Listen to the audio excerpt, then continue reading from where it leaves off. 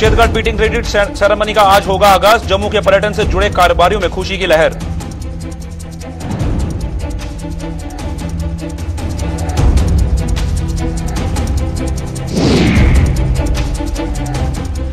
जुड़ेंगे घाटी के गांव सड़क संपर्क से। केंद्रीय ग्रामीण विकास राज्य मंत्री ने दिया आश्वासन।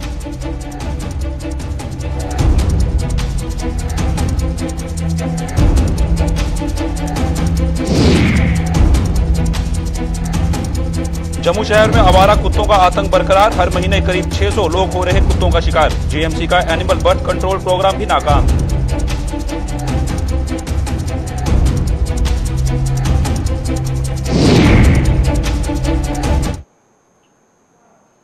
जम्मू कश्मीर की बड़ी खबरों से शुरुआत करेंगे बुलेटिन की। नमस्कार, मैं हूं साहिल केरनी। भारत पाक अंतर्राष्ट्रीय सीमा पर सुचेतगढ़ की ऑक्ट्रॉय पोस्ट पर आज बीटिंग रिट्रीट सेरेमनी का आगाज होने जा रहा है। जम्मू जिले में इस ऐतिहासिक शुरुआत के साक्षी केंद्र शासित प्रदेश के उपराज्यपाल मनोज सिन्हा भी बनेंगे। सुचेतगढ़ की ऑक्ट्रॉय पोस्ट पर आज शाम 5 बजे आयोजित होने वाली बीटिंग रिट्रीट सेरेमनी को लेकर जम्मू के लोगों के साथ साथ व्यापारी वर्ग में अच्छा खासा उत्साह नजर आ रहा है। जम्मू के व्यापारी वर्ग ने सरकार के इस कदम का स्वागत किया है। इन लोगों के मुताबिक वाघा बॉर्डर की तर्ज पर सुचेतगढ़ में शुरू होने वाली बीटिंग रिट्रीट सेरेमनी से जम्मू के पर्यटन उद्योग को बढ़ावा मिलेगा, वहीं ग्रामीण पर्यटन को भी बढ़ोतरी मिलेगी।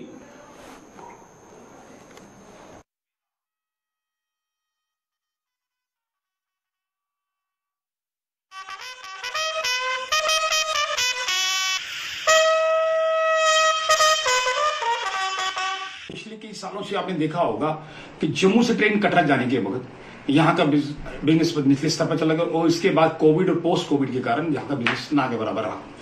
वो इस स्टेप से यहाँ पे ceremonial periods on the pattern of Wagah border, Attari border, Jammu के पर्यटन के साथ जुड़े हुए लोगों की काफी देर से ये डिमांड थी कि जम्मू में ये टूरिज्म को बढ़ाने के लिए यहाँ पे सेरेमोनियल पीरियड्स की जाए।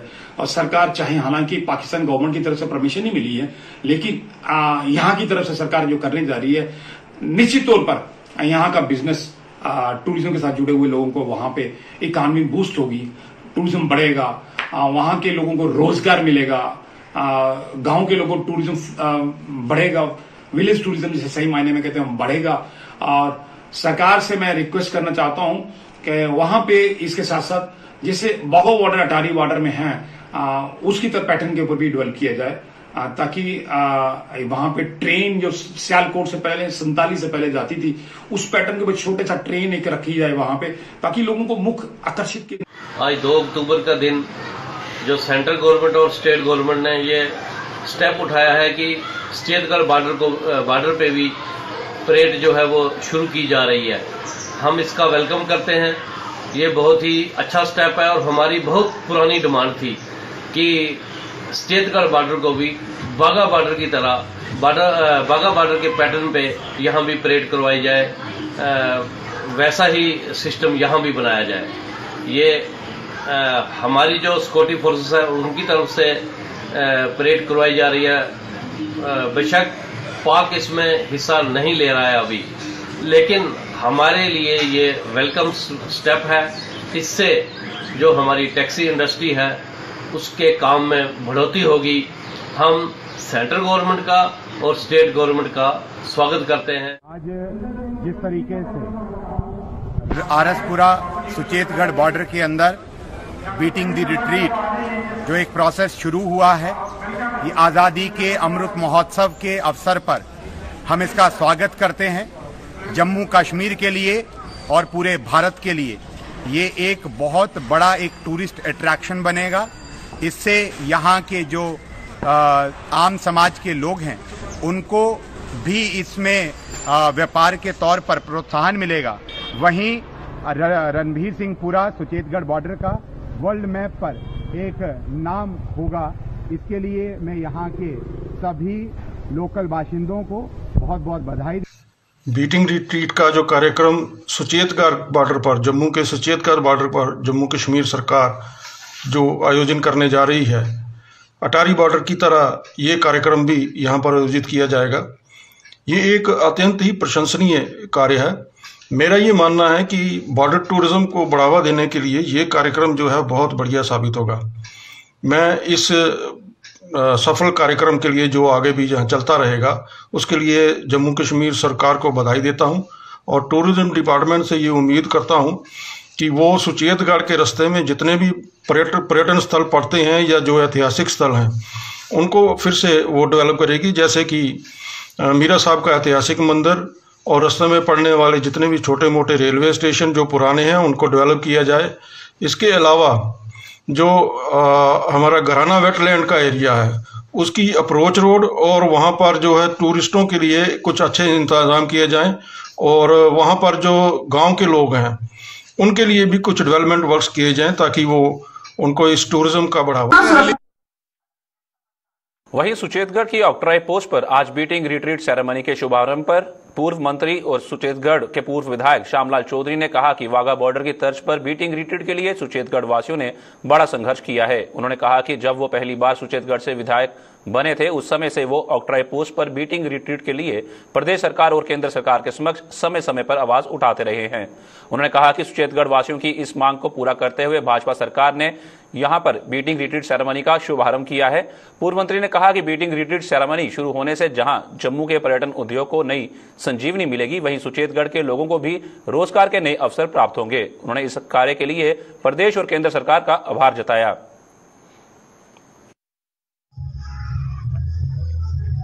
हमारा जो सुचेतगढ़ की जनता का बॉर्डर के लोगों का एक सपना था कि सुचेतगढ़ बॉर्डर में टूरिज्म स्पॉट बने और जहां रिट्रीट भी शुरू हो। हम जब 2008 में जहां एमएलए बने और एमएलए बनने के बाद हमारा एक ही सपना था और हमारे लोगों की ये डिमांड थी कि सुचेतगढ़ बॉर्डर है जो इसमें टूरिज्म स्पॉट बने और उसी समय हमने एक प्रोजेक्ट पास करवाया जिसपे 6 करोड़ की लागत से जहाँ काम हुआ और लोगों का आना जाना जहाँ शुरू हो गया। और उसके बाद दोबारा जब हमारे टूरिज्म मिनिस्टर जहाँ आए और उसी समय हमने इस प्रोजेक्ट को बड़ा करने के लिए और उस जब हमारी सरकार बनी और हमारे केंद्र की सरकार में हमारे होम मिनिस्टर उस समय राजनाथ सिंह जी वो जहाँ आए और उनको हमारे लोगों ने हम सब ने मिलकर एक डिमांड रखी थी कि जहाँ जिस तरह बाघा बॉर्डर पर एज ए रिट्रीट होती है उस तरह जहाँ भी हो। उस समय का जो चलता हुआ प्रोजेक्ट आज वो पूरा होने को जा रहा है और आज उसकी सेरेमनी जो है हमारे एलजी साहब जो मनोज कुमार सिन्हा जी शाम 5 बजे आएंगे और उस रिट्रीट को शुरू किया जाएगा। और हम यही सोचते हैं कि आने वाले समय में ये दोनों तरफ से हो जिस तरह बाघा बॉर्डर में होती है और उसके साथ साथ हमारे जहाँ सुचेतगढ़ के लोगों का टूरिज्म भी बढ़ेगा। और जिस तरह की एक सोच थी कि हमारे जम्मू कश्मीर में जितना भी टूरिस्ट आता है और उनको रुकने के लिए कोई जगह नहीं होती और आज ये चीज़ जब होगी और लोग जो टूरिस्ट आएगा बाहर से और जहां आकर वो रुकेगा भी और लोगों का रोजगार भी बढ़ेगा। भाजपा द्वारा कुपवाड़ा में पार्टी सम्मेलन का आयोजन किया जिसमें केंद्रीय ग्रामीण विकास मंत्री राज्य मंत्री फग्गन सिंह मुख्य रूप से शामिल हुए। सम्मेलन में जम्मू कश्मीर के मौजूदा हालात के साथ साथ जिले में चल रहे विकास कार्यों पर भी चर्चा की गई। इस दौरान मीडिया को संबोधित करते हुए केंद्र राज्य मंत्री ने कहा कि उनकी सरकार ने देश के सभी गांवों को सड़क संपर्क से जोड़ने का लक्ष्य रखा है और सरकार इस लक्ष्य को पूरा करने में लगी हुई है। उन्होंने कहा कि इस लक्ष्य के तहत घाटी के भी हर गाँव को सड़क संपर्क से जोड़ा जाएगा। वहीं लोगों ने भी उम्मीद जताई कि केंद्रीय मंत्रियों के दौरे से उनके क्षेत्र के विकास को गति मिलेगी।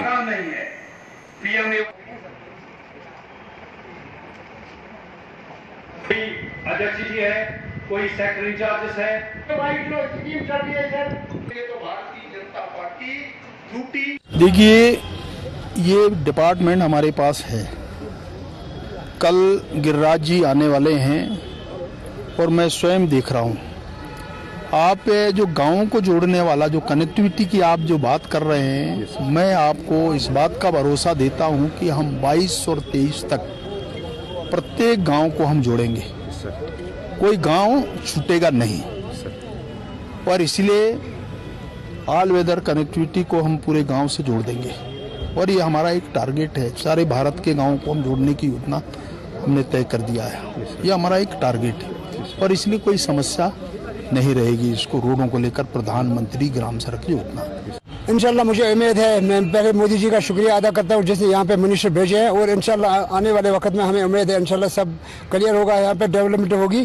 तो उसी के मिशन में ये मिनिस्टर साहिबान यहाँ हमें पहुँचे आज जिसने लोलाब का दौरा किया है, मैं उनका बहुत शुक्रिया अदा करता हूँ। बिल्कुल मुझे उम्मीद है कि लोग खुश हो जाएंगे और बीजेपी की जीत होगी। इंशाल्लाह अच्छे दिन आने वाले हैं। मैंने रिक्वेस्ट उसको की है कि मतलब जो कुपवाड़ा डिस्ट्रिक्ट हमारा है 5 कॉन्स्टिट्यूंसी हमारे हैं कि यहाँ स्पेशल भर्ती होनी चाहिए। और भी कुछ प्रॉब्लम हमारे थे, वो इंशाल्लाह उसने बोला कि सब हल हो जाएंगे। ये हमारा मुकद्दर अच्छा है कि हमारे पास इतने मिनिस्टर आते हैं, इतने काम होते हैं, हर जगह काम हो रहा है। ये भारतीय जनता पार्टी का देन है। मौजूदा समय में जम्मू शहर हो या फिर इसके आसपास के इलाके, हर जगह पर आवारा कुत्तों का आतंक बना हुआ है। आवारा कुत्तों की संख्या में दिन ब दिन बढ़ोतरी हो रही है। आवारा कुत्तों की संख्या में बढ़ोतरी के साथ साथ कुत्तों द्वारा काटने के मामले भी बढ़ोतरी दर्ज की जा रही है, जिससे आम जनता के साथ साथ प्रशासन की भी नींद उड़ गई है। चौक चौराहे हो या फिर शहर की तंग गलियां, हर जगह पर आवारा कुत्तों की भीड़ नजर आती है। आए दिन ये कुत्ते गली मोहल्लों में खासतौर पर बुजुर्गों, बच्चों और महिलाओं को अपना शिकार बनाते हैं। जम्मू शहर में बढ़ती आवारा कुत्तों की संख्या के चलते कुत्तों के काटने के मामलों में भी तेजी से बढ़ोतरी हो रही है।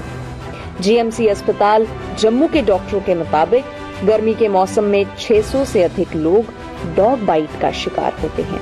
इन 600 लोगों में केवल 10% लोग दूर दराज इलाकों के होते हैं, जबकि 90% लोग जम्मू शहर के होते हैं। एवरेज गर्मियों में ज्यादा रहती है एज कम्पेयर टू सर्दियाँ।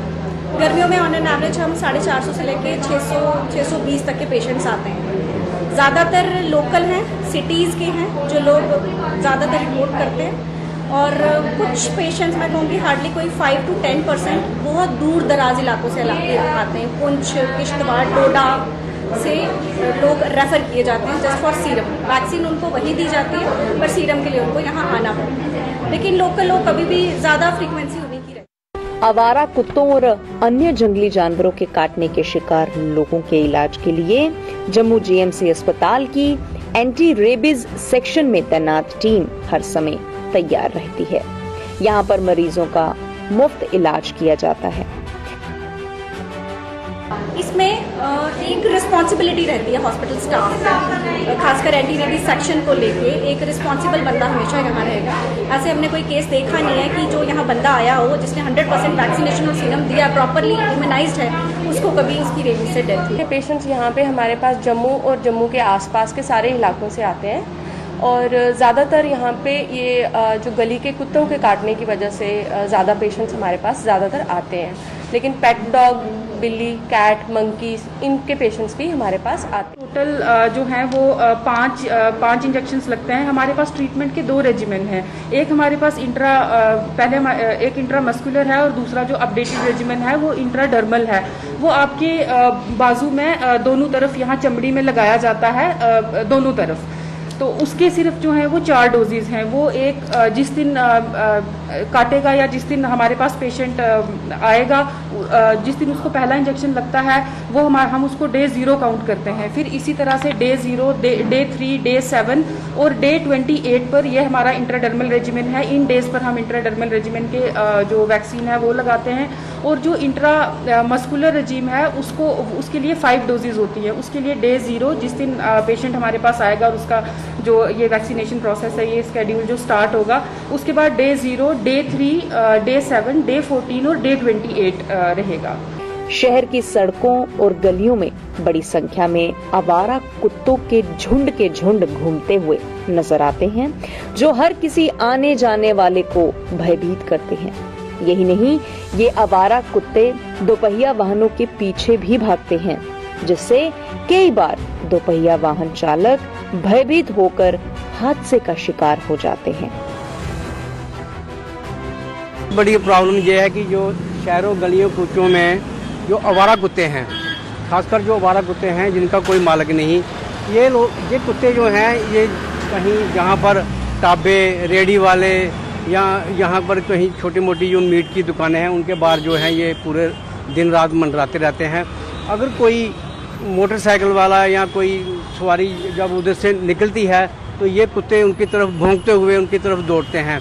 उससे किसी बड़े हादसे का भी जो है वो अंदेशा जो है वो बना रहता है, क्योंकि ये कुत्ते जो हैं ये मोटरसाइकिल की तरफ ना भौंकते हुए दौड़ते हैं।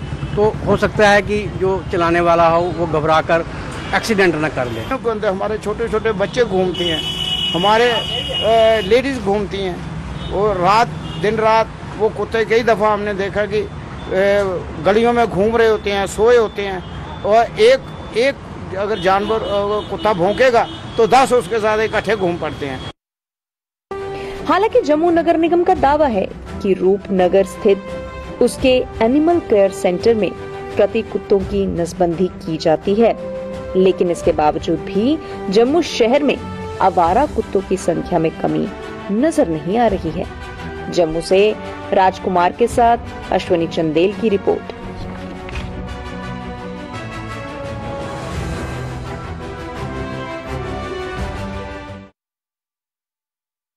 दिल्ली की सीमा पर राजमार्ग रोककर कृषि कानूनों के विरोध में प्रदर्शन कर रहे किसान संगठनों पर सुप्रीम कोर्ट ने गहरी नाराजगी जताई है और किसान महापंचायत को फटकार भी लगाई है। सुप्रीम कोर्ट की फटकार के बाद देश के साथ साथ जम्मू कश्मीर में भी सियासी दलों के नेताओं की लगातार प्रतिक्रियाएं सामने आ रही हैं।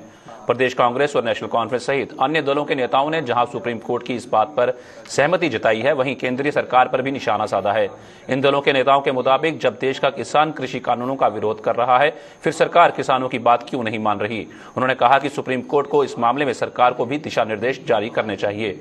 वहीं किसानों को सुप्रीम कोर्ट द्वारा लगाई गई फटकार को लेकर प्रदेश भाजपा के नेताओं ने क्या कहा, आइए आपको वो भी दिखाते हैं। देखिए, ये बात सही है कि जब धरना प्रदर्शन होते हैं तो उससे आम आदमी जो है वो बहुत परेशान होता है, और सुप्रीम कोर्ट की जजमेंट कुछ हद तक आम आदमी को रिलीफ देने वाली भी है। लेकिन इसके साथ ही हमारा ये मानना है कि ये भारतीय जनता पार्टी और नरेंद्र मोदी जी की ऐसी सरकार है जो किसानों के प्रति असंवेदनशील है। 700 से ज्यादा किसानों की मौत हो जाने के बाद आज भी सरकार जो है वो जागी नहीं है, और जिस तरह से पार्लियामेंट में ध्वनि मात्र से ये बिल पारित करवाया गया, और बिल पारित होने से पहले ही पूंजीपतियों ने भूमि अधिग्रहण करके बड़े बड़े गोदाम बना लिए थे, इसमें सरकार की कारकर्दगी के ऊपर निस्संदेह सवालिया निशान लगता है। और हम ये सुप्रीम कोर्ट से दरख्वास्त करते हैं कि साथ में सरकार को भी कुछ इस तरह से दिशा निर्देश जारी करे, ताकि जो किसान हैं, जो सड़कों पर हैं, इतने महीनों से परेशान हैं, वो भी उनके बारे में भी कोई संज्ञान लेना चाहिए, और किसानों को भी कोई रिलीफ देने के लिए सरकार को दिशा निर्देश जो है वो उच्च न्यायालय की तरफ से जारी होना चाहिए। किसानों का आंदोलन जो है वो बड़ा गंभीर होता जा रहा है, और ये हकीकत है कि जब भी आज की डेट के ऊपर किसी जगह सड़क बंद हो जाती है तो उसमें जो मरीज होते हैं उनकी मौत होती है। बहुत से लोग अपने घरों को टाइम पे नहीं पहुंच पाते हैं, और इस मामले में सुप्रीम कोर्ट ने ज़रूर इसका नोटिस लिया कि भाई जब सिटी के अंदर किसान आएंगे तो ज़रूरी है कि वहाँ मुश्किल होगी।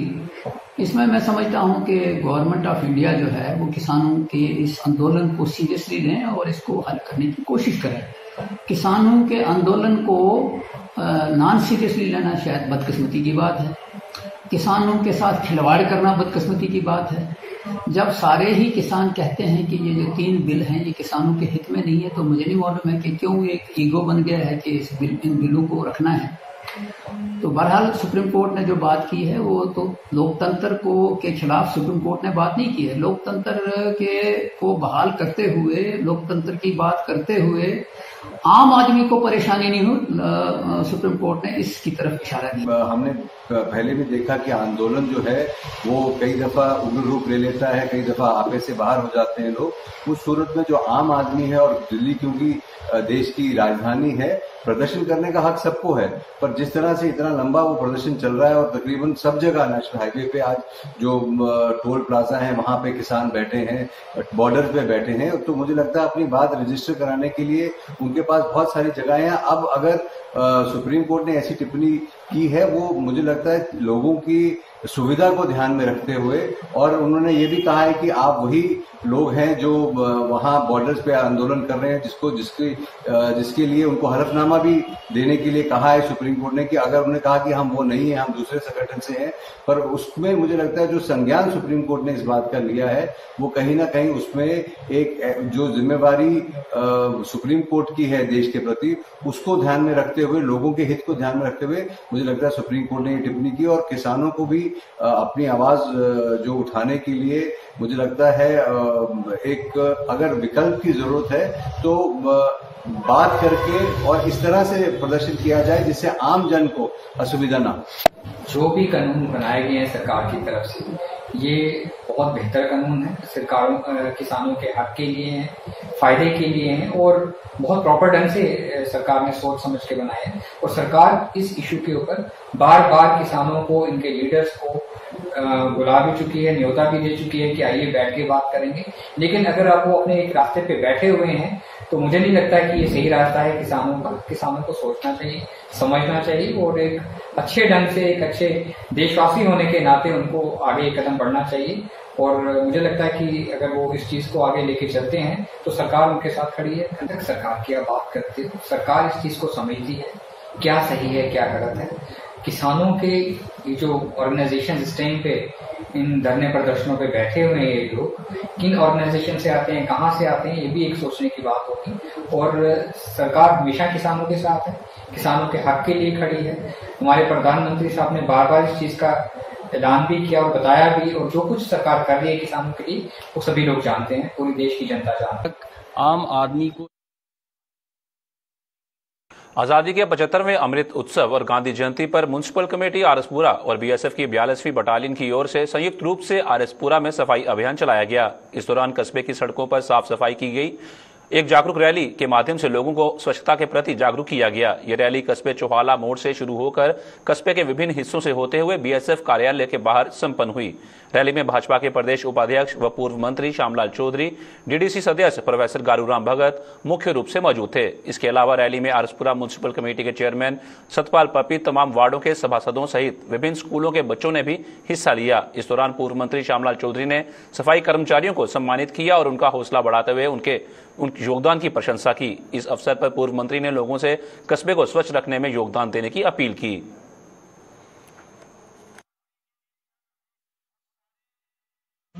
का जो दिन मना रहे हैं वे अमृत महोत्सव, उसी तरह आज जिस तरह म्यूनिसिपलिटी आरएसपुरा में सबके सहयोग से 42 बटालियन के कमांडर, पुलिस डिपार्टमेंट के एसएचओ, इनके बाकी साथी, एजुकेशन से प्रिंसिपल साहब, इनके स्टूडेंट, रेवेन्यू डिपार्टमेंट और बाकी भी जितने भी लोग, civil society, Bharatiya Janata party के लोग, सबके सहयोग से म्यूनिसिपलिटी आरएसपुरा और इन सब ने मिलकर जिस कोऑर्डिनेशन से आज जिस सफाई का, व्यवस्था का काम किया है, मैं तो कहूँगा सराहनीय योग्य है। अगर इसी तरह सबकी कोऑर्डिनेशन से काम हो तो लगता है कि वाकई कोई किसी किस्म की कमी ना रहे। आज़ादी का 75वां जो अमृत महोत्सव पूरे देश में मना रहे हैं, उसे आरएसपुरा में भी मनाया है। हमारा जो पूरा बाजार है आरएसपुरा का, इसे साफ और स्वच्छ किया है, जिसमें 42 बटालियन आरएसपुरा इन्होंने हमारा सहयोग किया है। कमांडेंट साहब हैं, बाकी सारे इनके जवान हैं। तो मॉर्निंग वॉकर एसोसिएशन और शहर के प्रोमिनेंट लोग, इन्होंने मिलकर सब ने म्युनिसिपलिटी आरएसपुरा का सहयोग किया। और मेरे सफाई कर्मचारी, मेरी वार्डों के काउंसलर और प्रोमिनेंट सिटीजन, इन्होंने आज महात्मा गांधी को सच्ची श्रद्धांजलि यही दी है कि आरएसपुरा टाउन में आज़ादी का अमृत महोत्सव बड़े हर्षोल्लास से मनाया। तो हम ये आशा भी करते हैं कि आगे भी ऐसे ही हमारे टाउन के अंदर जो टाउन की बेहतरी के लिए, टाउन को अच्छा बनाने के लिए हमें बीएसएफ आरएसपुरा जो 42 बटालियन है उससे सहयोग मिलता रहेगा।